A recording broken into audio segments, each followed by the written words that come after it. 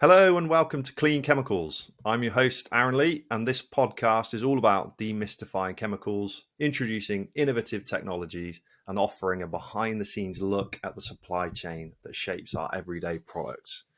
Today, I'm thrilled to speak with Christina French, co-founder of Essench Beauty. Now, Christina has built her brand around clean, ethical, sustainable skincare, emphasizing transparency, responsible sourcing, and minimal environmental impact.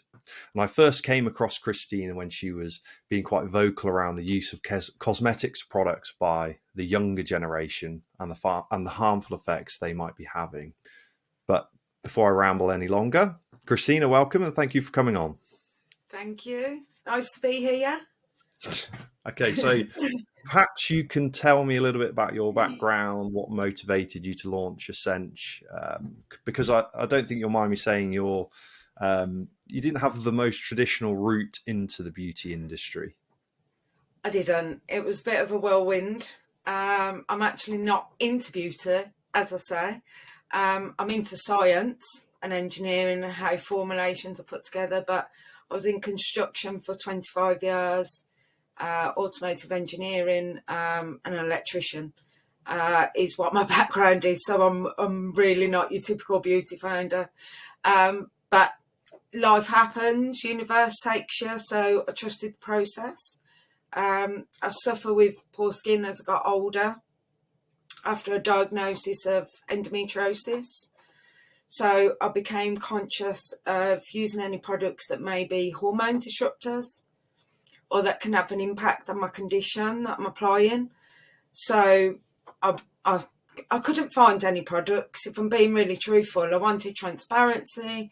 I wanted cruelty-free. I'm going back 6 years at this point. I wanted transparency, and I was chasing UK brands back to China. I didn't trust the labels. So I said, you know what? I'm going to make my own. So that's what I did. Started with a couple of products, and then before we knew it, we was in World CBD Awards after 4 months for innovation for our formulations, and that Essench was born, and I've never looked back. And that's kind of the journey. Initially started out to help us, me and my partner Jenny, because she had thinning hair, so the hair serum was created.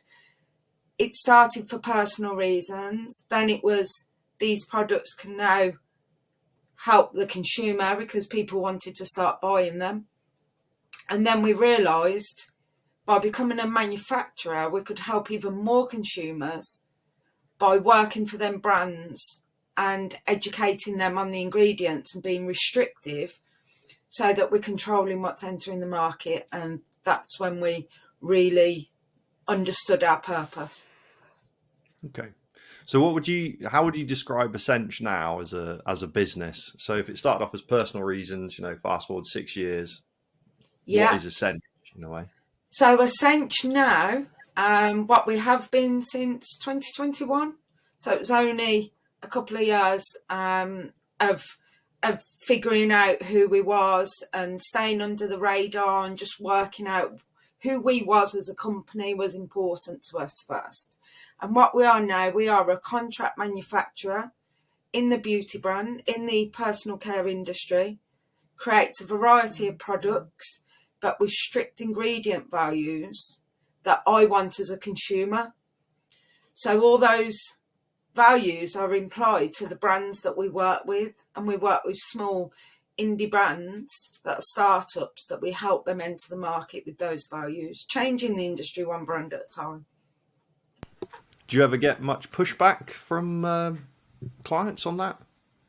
I do, but I refuse the work. I've had people on the phone to me and they're like, oh, we want you to manufacture this product, because we formulate products bespoke for the clients, but we also accept customers bringing their own formulations and we manufacture them as long as they align with who we are as a manufacturer.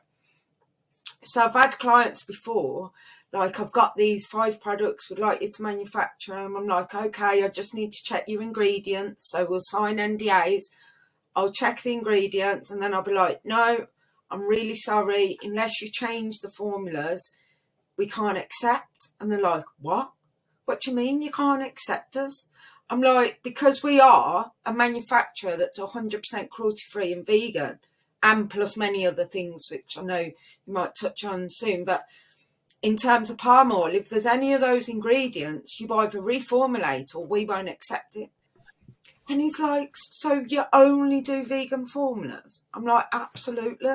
Like, this is who we are as a manufacturer. This is what I wanted as a consumer. So Yeah. unless you're going to do that, and then I've had some go, no problem, I'll reformulate. And I'm like, okay, no problem. Send it me over, and they'll go back to the formulators and they'll go, I asked for no palm oil. This manufacturer won't accept it. And they've actually revised formulations so that they can work with us.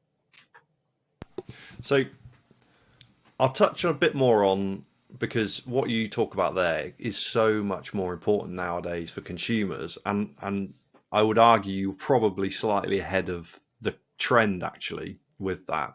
It seems to become more and more prevalent now. But I'm really interested in how, so 20 plus years in engineering to then go into the world of chemicals and beauty. Yeah. I'm interested to know how it was first entering that market, not just in terms of regulations, but I mean, I have a chemistry degree. I've worked in chemicals for more than a decade, and I can look at the back of a shampoo bottle and not know what 90% of the ingredients in there do or are there for. So I can't imagine how it is from a standing start. Oh, well, shall I show you the grey hairs? Like, it doesn't matter how much I colour my hair. Like, in the last 6 years, I've had my full head of grey come in. Just saying, as I was saying before, look at the bags under the eyes. Even though I've had eye patches on. It was difficult. When I say, like, when I first started, it was like, this is easy, isn't it?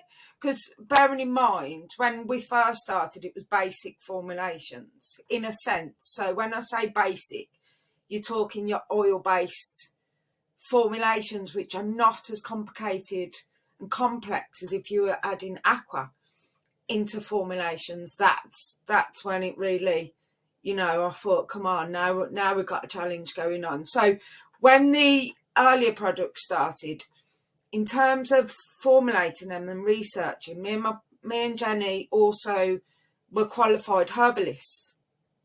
We did qualifications in that because we was interested in the synergy of plants working together. So initially we started in the CBD industry.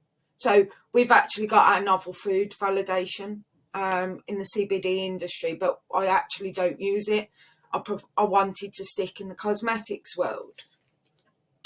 So I remember doing this formulation, and like I say, the only one that gone through assessment was this hair serum that made it to the finals.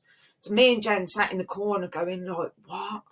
Like, what are we doing here? Like, we don't know what we're doing. And I remember just cowering in the corner until obviously the wine kicked in, and then I cowered no more.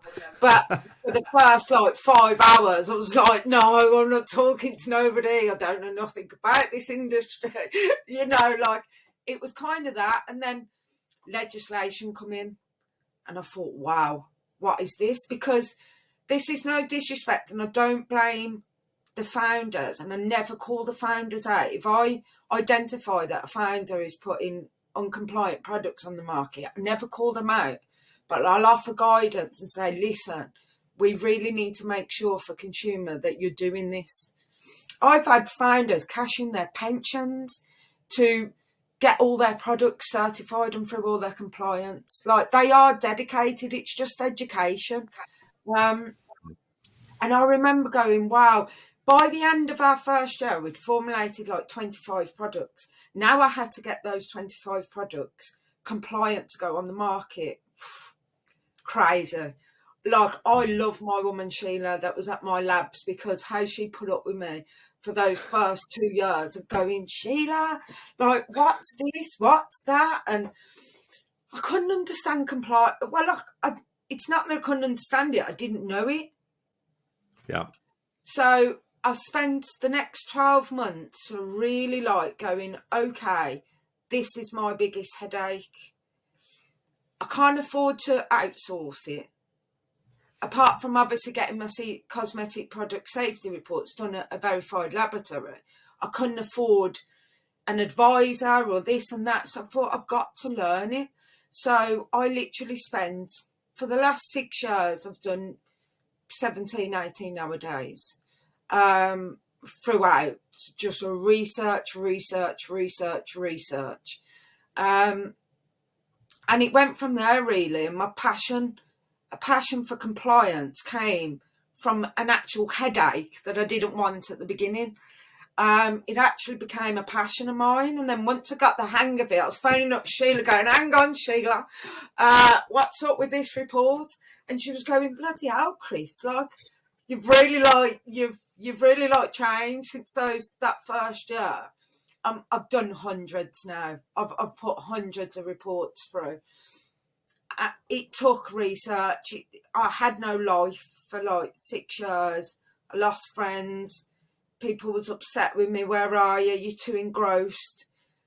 But I needed to learn my skill. Like, before I went into the market properly, which I've only just, it happened to us by chance of no marketing, no SEO. Like the last 2 years, they've found us. And I had to know my skill before I accelerated the business.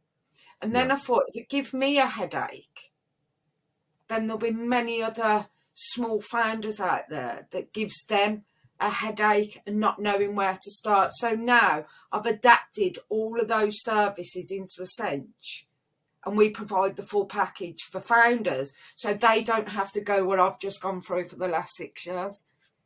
Yeah. And it's just endless research. And it's really important too. I mean, I've spoken about this before in that we're not moving around pens and paper, no disrespect to people that do that, but these can have serious impacts on people if they're not done correctly. If the wrong ingredients in, or the wrong ingredient at the wrong specification, or the wrong percentage, or the wrong impurities, or something slips through the net, it can have really serious knock-on impacts. So it's so important. It really, I mean, if you look, there's multiple like dip slides and all sorts all over my desk here. Like I say, when I stepped from the basic formulations to the more advanced formulations, which we did behind the scenes, of developing and experimenting and etc., it really highlighted to me that how dangerous unregulated products can be to the consumer, and that we're automatically assuming that we've got this strict, robust regulation that's being enforced. And I'm sorry, but like every other system, we've seen it with our waterways. That's something else I complain about. Water's vital to our life, our planet, and we've got some of the dirtiest waters in Europe now in the UK. So it's really vital that consumers become aware that that's not the case, that we do have these legislation, but unfortunately they're not being enforced by the correct people to ensure that those regulations are being followed and people are not getting through those loopholes. Yeah, that might lead nicely on to my next question, which is again what you sort of have touched on about where consumers are heading, some of your kind of ethos and philosophy with Essench. And it's something I talk about quite a bit, is around clean beauty and green beauty. Now, both quite subjective things. So I wonder where you sit in what your definition of those would be. Okay, so first of all, I was one of them people at the very start that said no chemicals, until very quickly realised everything is a chemical, hence why we have our scientific names for these ingredients and what's listed on the products, not the common name, the scientific name, is why we're listing on there, because everything is a chemical. There's a bit of a ooh-ah between clean beauty, green beauty. because it's get your words out, Chris. I thought it was Monday, but no, it's Tuesday. I've only just come back. So basically, it's the life cycle analysis of that product that's got to be identified. So, for instance, I've just had some natural preservatives that are palm-free.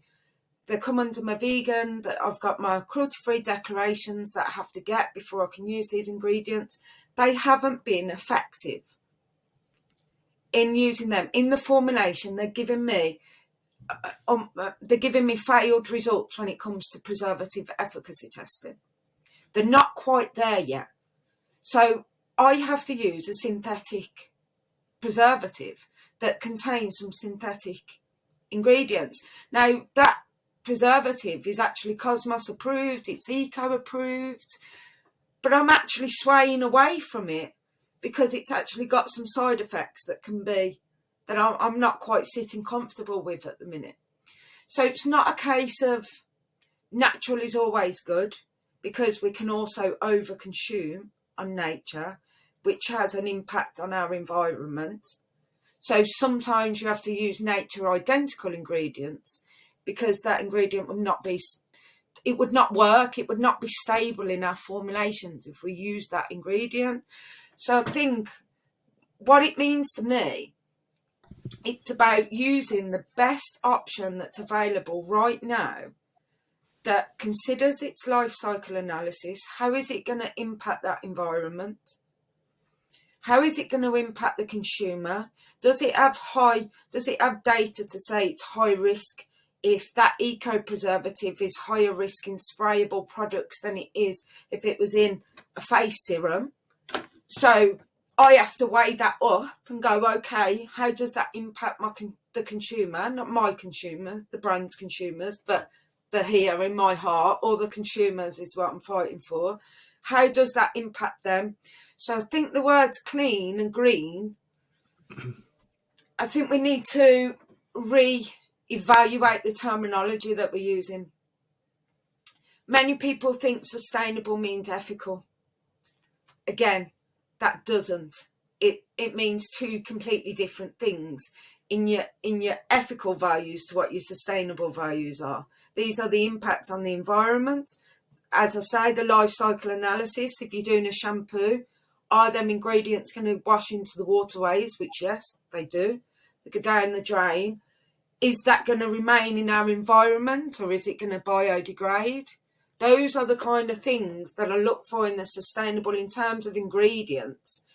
There's many other things. Many brands think sustainability means installing LED lights. That was the motto 5 years ago. People was going to me, nobody cares about sustainability. They want it cheaper from China. That was the case at the beginning. Many people was like, nobody cares about that. I was like, I do. And I'm not changing. I'll just wait for it to catch up. And that's kind of what happened. And that's where sustainability on that side, every action matters. It's not just your ingredients. Like, we distill our own waters so that we're reducing water transportation. We do green hosting. We have a zero policy on plastic in our shipping. Like, there's different things that you have to do. It's not just what's on the bottle. And then your ethical value is connected to your supply chain. What value, how ethical is those ingredients when they're being sourced is where the ethics come from. And that's what people confuse, and they go, oh, my ingredients are natural, so I'm ethical and sustainable. But yet you're using mica powder that involves child slave labour. So you're actually not ethical. So it's education and awareness. This is where I fit. I don't fit in clean. I don't fit in where it says green over this side. I do my actions. Is what I don't agree in labels, because people are using those labels as greenwashing, and I think it's getting all blurry again. So are there any certifications or product labels which are important to you? Yes. I don't know if you've seen my TikTok about PETA, but I won't go into too much into that. But I can't fathom that written letters of assurance are being given to consumers. So I'll get a piece of paper now, right, Aaron, you've come to me as PETA, right? I'm going to write on this piece of paper now, we are a brand that are cruelty-free and vegan, and I'm going to sign it, and there you go, there's my written letter of assurance. What? Like, Yeah. no, you're not carrying out audits. You're taking any brand founder can say.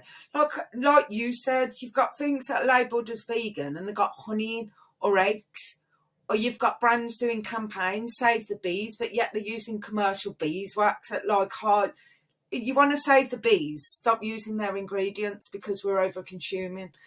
So for me, vegan trademark and cruelty-free international are extremely important because I went through the application as a brand for cruelty-free international so that I could experience. It took me 12 months.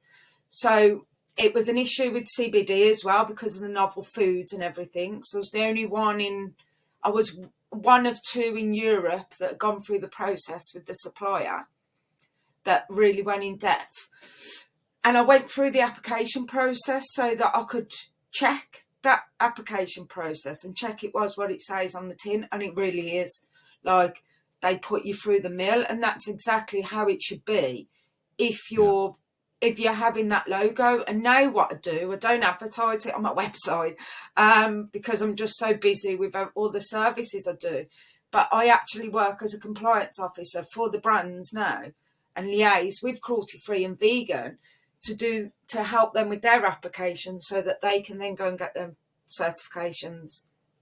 And I've been through an external audit process of the audit process. And it's how the industry should be. You should have this declaration, this should be worded, this should be done. And these are the things that I have to obtain. Unfortunately, they haven't got a certification for manufacturers. But I did identify something in the audit process because I didn't get right information. I got marked down on something and I weren't best pleased.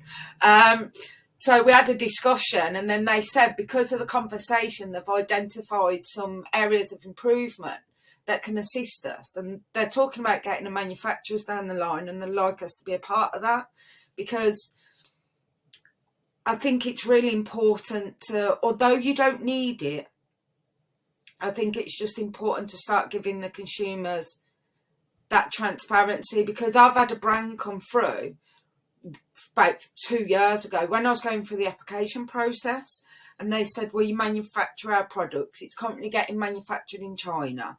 Would you take over the contract because we want to manufacture it in the UK? And I said, no problem. Send me your labels over so I can have a look at your compliance and everything. This label come and it had the Leaping Bunny logo on it. So I said to the brand founder, like, you got the Leaping Bunny logo on there. Are you Leaping Bunny certified? Because I know that you can only get it as a brand. You can't get it as a manufacturer. She went, no, I'm a brand new brand. I said, love, you can't do that. Like, you know, I understand you might not know. So between me and you now, you've got to correct this, because if somebody uses that product and they find out that you're not, I said, you can be in a lot of trouble. So she said, no, I'm not. So I went to Cruelty Free International, my contacts in there, got this label. This has come from China. There's inappropriate use of the Leaping Bunny logo. They said, we give us the brand name. I said, no, I don't work like that. I'm educating the brand founder. She knew, she was unaware. I'm not going to throw her under, I'm not going to put her in that situation now where she's fretting of having this logo on. I'll deal with the brand. This is there. And I chased it all the way back to the original manufacturer in China. So I said to the director of Cruelty Free, there you go. There's your manufacturer who's using it. Consumers deserve more. Sort it out and I'll sort the brand out. So then I went back and that, to be fair, he turned around and said, I really respect that. And I said, yeah, you deal with that side, I'll deal with this side. So I went to the brand founder, please remove it. It's not fair for consumer. She said, I didn't know. She removed it and job done. And that was put over to there. So it is happening where this logo is being put on products that could necessarily not mean what it is. Okay.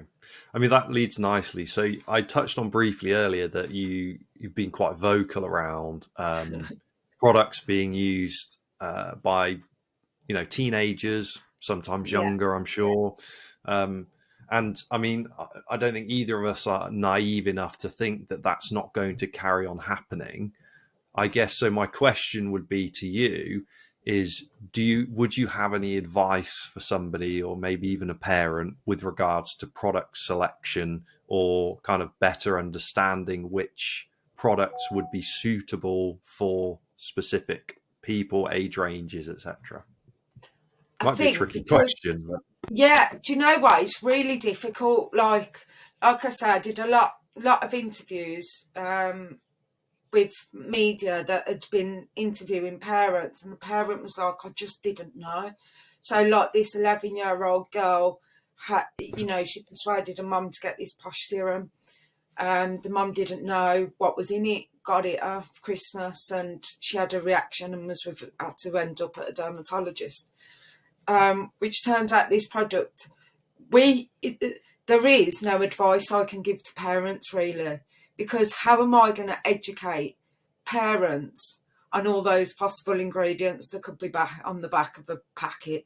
You know yourself, like I prefer to put the INCI names and the common name on when I'm doing labels for brands, so that it's just giving, something they might not understand the scientific name. So I put both. By law, you're only required to put the scientific name, but that's one thing that can be done. But honestly, there's only one thing that can change this, and what parents can do to help stop it is jump on board and give a voice. Because if as a chemist yourself, on a cosmetic safety report, target ages are used in brackets to determine the safety margins of those ingredients. So like anything below 1,000 would require further investigation. So when they're doing these figures, it will give us the results on the safety report of the possible dangers of those ingredients in the product. And that's based on a target age.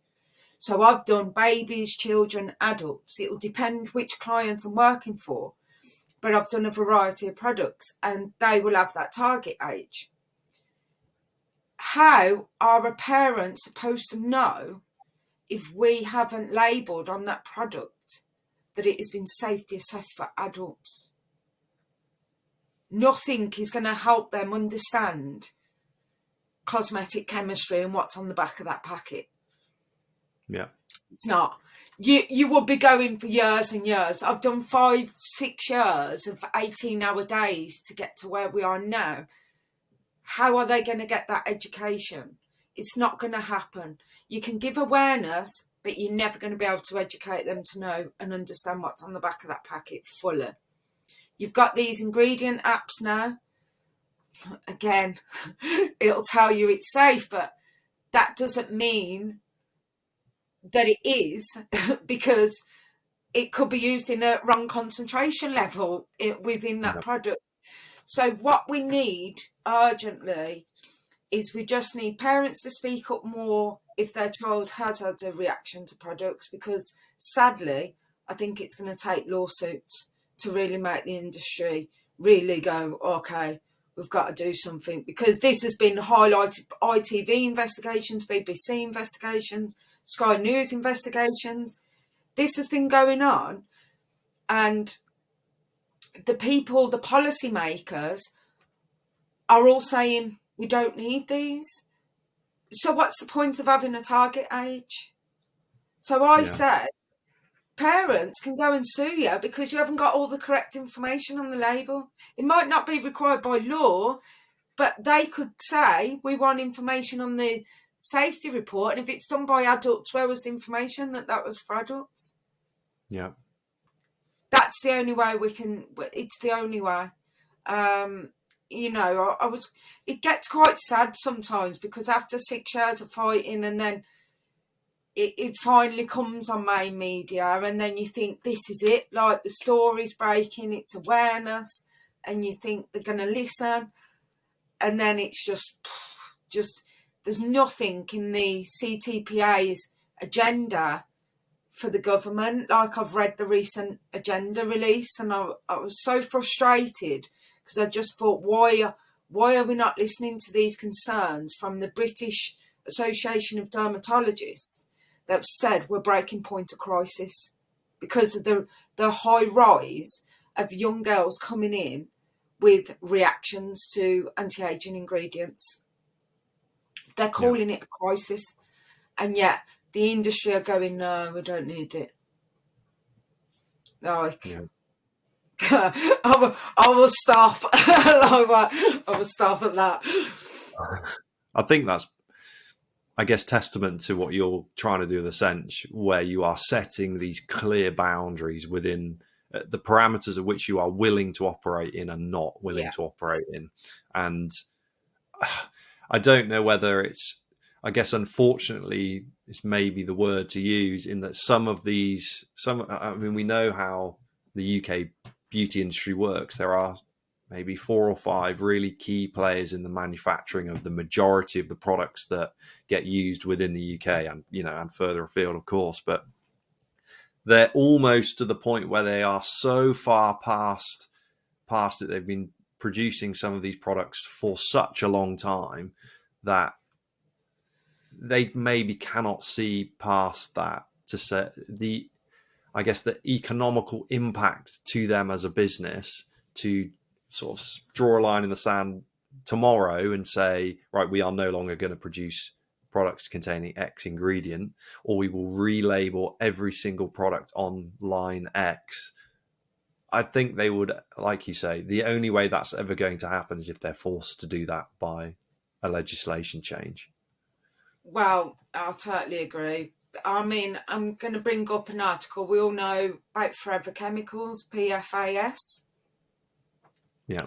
Majority used in the makeup industry, isn't it? Because it's got water resistant properties. So this is where it comes in, long wearing makeup and stuff like that. There was a report done by the industry, by the CTPA. By the way, I've got nothing against the CTPA. I want to work with the CTPA. I just want them to stop listening to major. I don't know where these conversations are happening. They're saying they're happy to have discussions, but I'm failing to see where those discussions are happening, because I want to go and have the discussion. But I'm not against. I want to work together. I've got a passion to make this industry better, not work against the industry, work together. But if I don't see them steps, then obviously I'm going to talk about stuff. So there was an article that was done by the CTPA that was a research study into the industry of what brands were still using forever chemicals. And forever chemicals are only just coming in the media now, of them being forever in our waterways, hence making our way into our drinking water and into our bodies, the cancer causing, all sorts going on with them, hormone disruptors. So the industry did the report on who was still using them. They then refused to disclose the brands that were in that report. So who's that report for? Is it for them? Or is it for consumers to bring awareness to the industry? Or is it just for them to say, we're doing this, but we're not going to tell you who is? So what happened was EcoWatch and BBC, Freedom of Information Act, and that come out. So I'm vibrating there. That phone's decided to go crazy on a Tuesday. So they did a Freedom of Information Act, and EcoWatch launched the article with that information listed in there. Why did it take a Freedom of Information Act to get that information? Because it was major players that was in that industry that was still using them. You can read the article yourself. It's called Toxic Forever Chemicals Still in Our Makeup. In there, I'm not going to name names, but in there, some of them brands' responses was, these chemicals have not been banned, so we're not breaking any law. So there you go. Yeah. That is the mindset and the mentality because of how much it's going to cost him money. Where was your people, your formulators and your people, where was they forward thinking or life cycle analysis of those products? There's one, I met a fabulous woman, Anna from the beauty body shop, sorry. Wow, the life cycle analysis of these products was insane. That's the money that those brands have. Mm-hmm. That's the kind of people that you should have had way back preparing your brand. And now it's, oh no, it's going to cost us too much money. Well, no, from now, you've never had to take accountability for what's in that product or how it's damaging the environment or what impact it can have on the consumer. You've never had to take accountability because one, manufacturers are never disclosed or involved, so they get a pass because that's always been hidden. And then if you've got loads of money, you've got the marketing or whatever to get around what you're doing anyway. So it's been made too easy. Nobody's been made to take accountability. And I always say to the brands, you've got to take accountability. As a founder,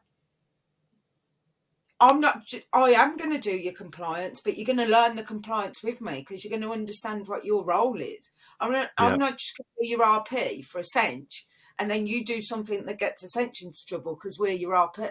No, you're going to understand it. I'm going to work, and we work together. And now I've got founders that go out and find those unregulated products. They're like, Chris, look, this product is unregulated. I'm like, send it across. Well done. Like, and this is founders that knew nothing about compliance at the start. Yeah. So it's about that movement and, working together with these founders to kind of bring awareness. And I say, consumer, you've got accountability because you've got to be mindful of your choices. I was so I didn't look at nothing. It was all when COVID and when I got my diagnosis, I kind of had like this awakening. I always call it, I don't know what it was, but it was like, oh my God, I do this and I'm impacting like the environment from this.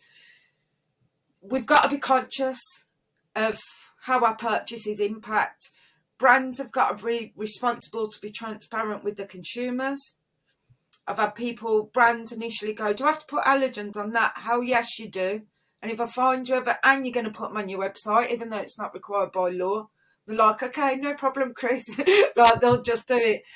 And me as a manufacturer, well, not Essench as a manufacturer, we've got brands now wanting to do podcasts with us, tag us on socials, and disclose us as the manufacturer. How can you have transparency if you're full, if it's not disclosed?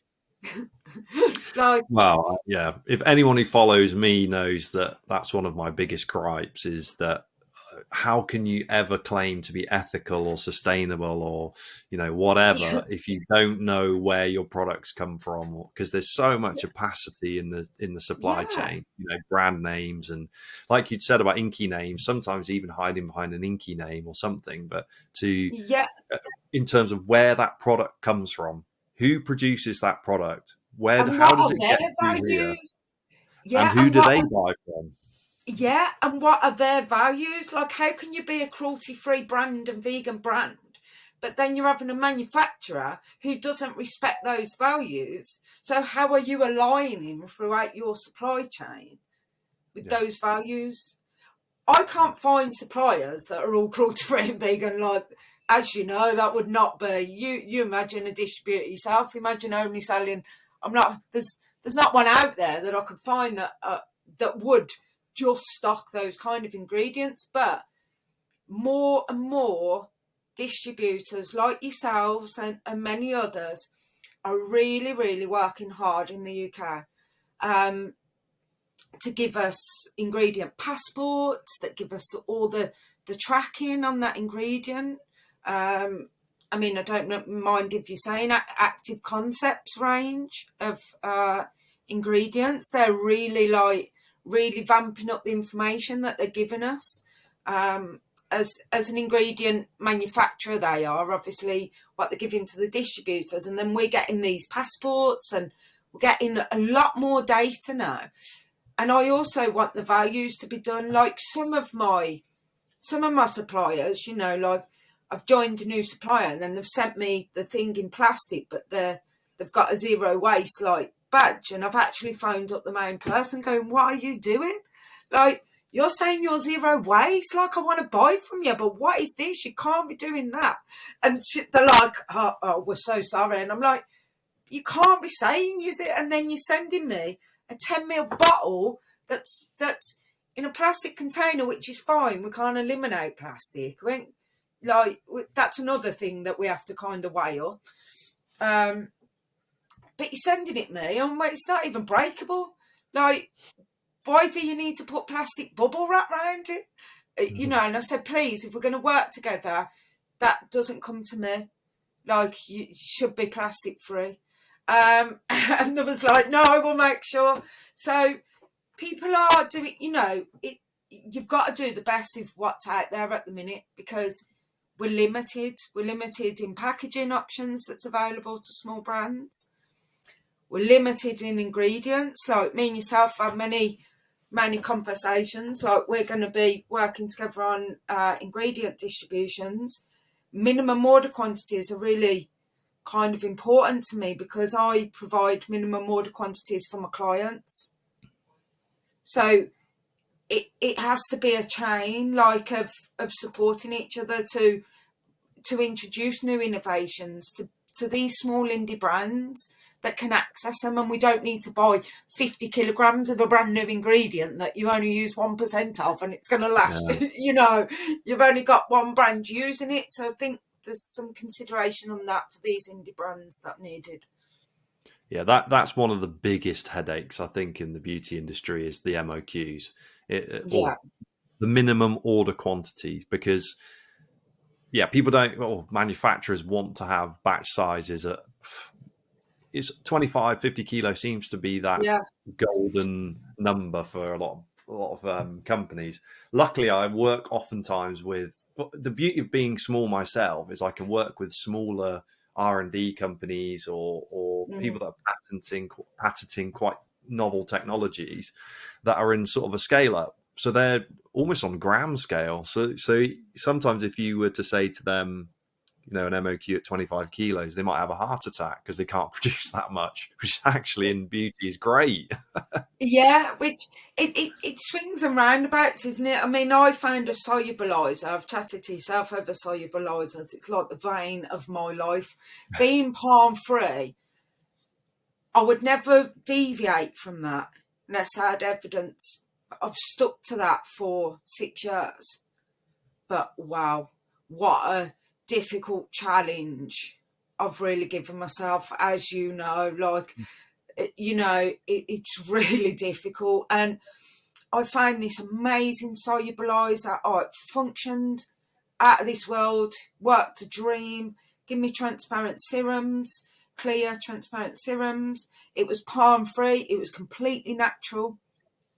And I had to outsource that one. I think it was Germany, because I couldn't find. They were like bridging the gap. So they was the ones like bridging the gap between, because I was in development, so I needed small volume to start to see if the ingredient was effective. I developed with it for 12 months and it was unreal. And then I went to rebuy and it was gone. And I messaged and I was like, well, where's it gone? Like, I've been buying that off you for 12 months. I've just developed a formula. Like, and as you know, how long it takes to develop formulations. Like, I'll have people book a development with me and then 2 weeks later going, you ready yet, Chris? I'm like, absolutely not. Like, no. And I do tell them, I'm like, listen, how long is a piece of string? Like, I have to go through the regulation, but at least it can take up to 12 months for the correct, you know, testing to be done and stuff. And she said it's not popular enough. And that was due to cost. It was a high cost ingredient, but that's not something I scrape, you know, like, it's not something I'm going to buy the cheapest ingredient. I buy what aligns, which is why I'm not the cheapest manufacturer. I'm a fair manufacturer. I'm middle of the road. I'm not expensive, but I'm also not, You can't come and get a unit for like 50p. Like, you know, depending on what you're buying. And then she just said there's not enough demand due to cost of it. There's not enough demand for that palm free. So the discontinue. She said we can't purchase it from the distributor anymore. So then I went to the distributor. So I went all the way through UK. I was like, right, I'm going to have to go direct, and I got to them. It was ridiculous, like absolutely ridiculous. I think it was like minimum order was like $3,000. You don't use a lot of it. I can't remember off the top of my head because I've been experimenting the last 12 months with different solubilizers now. But I think the percentage was 1 to 3. I can't think for that specific one, but it wasn't a lot. Like, so then what you're creating waste and a high transportation because you're not distributing. There's no distributors in the UK. Like, we needed more of that innovation with free from palm. Yeah. Okay. Don't want to, because I can go on for ages, so I have to try and go stop because I love it. I can like. That's okay. Just I'm conscious of time. So I suppose we've talked a lot about. I think I'll probably have to get you on again actually because I'm really interested to learn because you're also quite like open about the difficulties when you started and kind of bootstrapping, and I think you'd even said you had to pull a load of savings to keep the business going through the first year. I nearly went bankrupt. Yeah, I mean, I'm not surprised. My own business is very, very new, about 19, 20 months in, something like that. And you do get it. There's certainly a completely different pressure when you're working for yourself to when you've got no guarantee of income. You can kind of, you can almost work out to the day when the money you have would run out theoretically. And so I never paid myself for 3 years, and I used my other business to help with our R&D and develop ourselves. Yeah. So I guess my question would be, for someone who wanted to start a clean beauty line, what practical advice or lessons would you share? Maybe it's give you a ring, drop you an email. Yeah. First of all, the amount of formulations that get sent through before an NDA is signed, and then I have to phone them and go, please don't do that. So my first one would be to anybody looking to start a brand is please don't share your formulations with manufacturers on your initial email. Like, get an NDA done because it can be quite snidey out there, and before you know it, your formulations will be gone. But that was one. Taking things slow. Many think it's a quick buck.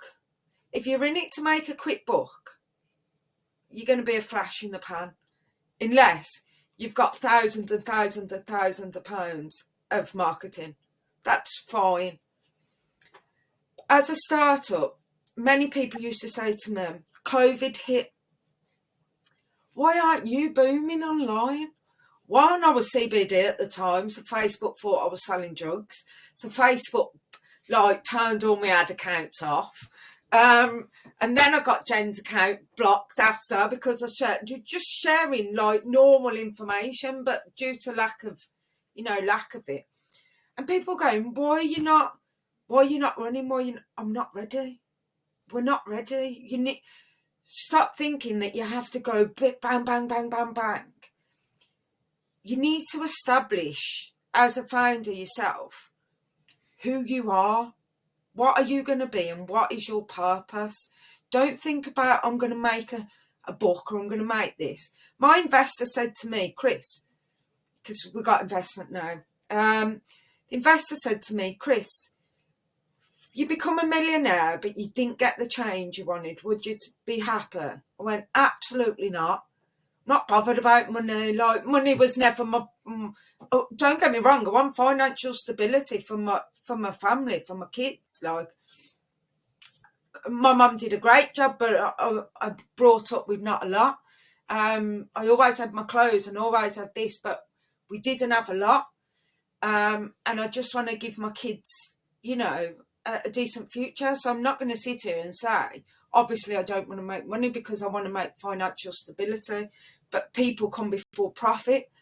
And that's what you've got to remember as a brand owner as well, because I'm telling you now, they'll see straight through you. If you're in this for the wrong reasons, consumers will soon find out and soon identify that. And it's too saturated for those kind of businesses. People want purpose. Understand your purpose. Many of them come through, have a purpose that come through to us, and we relate. That's kind of why I hit it off so well with clients, because I relate. They'll come through for certain reasons, like one yesterday looking for products, skincare. It's all related to wellness. It's not, oh, I want this beauty product, because as I say, I'm not beauty. Like, it's not what I'm about. We do makeup, no, because it don't really serve a purpose, and if my skin was better, I wouldn't wear it. Like, you know, my skin was great when I first started this, but the amount of hours that I do now, I'm exhausted and my skin's taking the battering for it because I'm not doing my routines of the night time and stuff. I believe in taking away this persona that is perceived online. And I was so lack of confidence when I went into the industry, because I thought my makeup ain't great enough to be out there, and that's how it made me feel at the beginning. And I didn't want to go into like events that was specialised for beauty, because I felt like I didn't fit, because Right. I didn't know. I'm not good at makeup, or I'm not good at this. And then I realised, I was like, hell no, I'm an engineer and this is what I am. And this is where my interest comes in, the science and this and that. So I want to get rid of that. I want to get rid of that out the industry, that nobody specific made me feel like that. But that's how social media and society makes you feel. Hence why these young kids are all trying to get on all these anti-aging products. Yeah. Yeah, it is sad that the level of influence that it has, and you maybe said something quite profound there without even intentionally doing it. If your skin was better, you wouldn't need the products Yeah, to make the skin yeah. better, and then some of the products to make the skin better make it worse. It's a Cycle. vicious, it's a vicious circle. I mean, I need my issue at the moment, which the investors are helping me since last year, is my self-care fell off. Yeah. So as an entrepreneur, I'm that passionate and that focused at trying to get this change and this passion, that I'm forgetting to look after myself. Hence, you know, where I am now. I'm certainly experiencing that myself, so I definitely can empathise with that. But hey, look, Christina, thank you so much for coming on. No, it was a pleasure. Thank you for inviting And me. yeah, and shedding a light on the story of Essench and what you guys are trying to do. You know, it's great, and you know, your passion really has come through. And you know, thanks for putting in so much time and effort to try and make some really important changes, I suppose, in an industry which is probably quite bed in and stubborn to that change. So I guess, yeah, if people want to learn a bit more about you or follow you, what's the best way they can do that? Oh, for awareness, I'm not as great on the socials at the moment, hence high demand. So I'm not as good on the socials at what I do, but I do a lot of awareness on LinkedIn, and that's where I do a lot of stuff. So that's probably the best place, because that's where I'm connecting with more founders and getting that education out there. So LinkedIn, and also if you just want to chat, I'm very open to, people can just call me.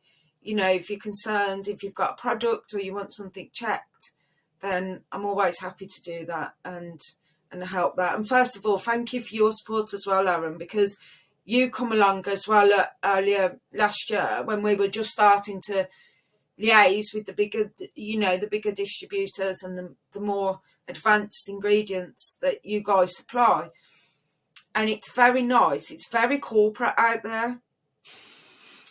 And what I'm far from corporate. Like, if you look at my TikToks and stuff, I'm not corporate. I'm professional, but I'm not corporate. And, you know, I think it's great what you guys are doing. There's a few of you now that I'm liaising with that I've really connected with, that have really supported us and helped us try and find those ingredients, or reached out like you initially did. And then we've built that relationship. And probably over the last 6 months, we've been chatting over different, wasn't it over a soluble item? I'm sure it was, that you was trying to help me over. Yeah, and I think that's important. I think I'm relating to my founders, and me talking to the founder of this distributor I'm now working with. It's that connection. It's building the connections through the supply chains where you can actually talk to somebody and you can resonate with them. So thank you for reaching out and for supporting us as well, the way you have done on socials and with ingredients the last 6 months. So I appreciate that, and I look forward to you coming to our new unit when we get it this year. And look forward to you coming over when we get it all scaled up. It's scale up year this year. So it's exciting. Very exciting. Very exciting.